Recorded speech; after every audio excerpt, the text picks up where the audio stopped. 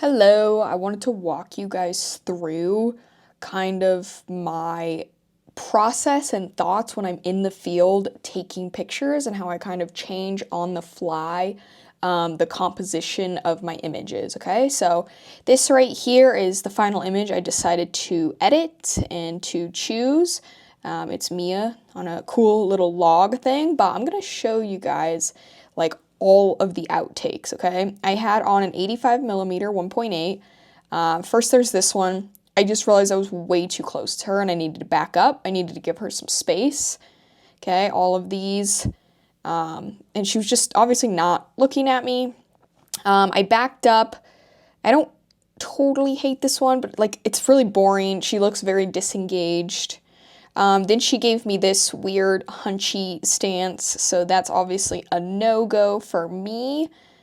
Then she started to look to the right, so I started to incorporate some space on the right, but it felt weird to me because it was cutting off the cool log.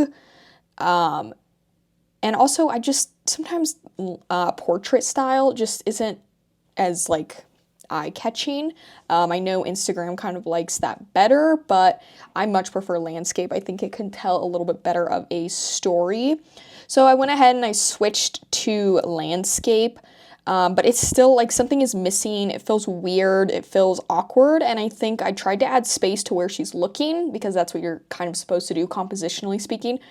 But the log is cut off, so it's weird. It's awkward, right? And same with these. Finally, she looked to the left, and then I added more space in, and that's kind of when I thought to myself, oh, I should add this whole entire log into the image because the angle of it kind of tells a story. It will lead your eye down the log.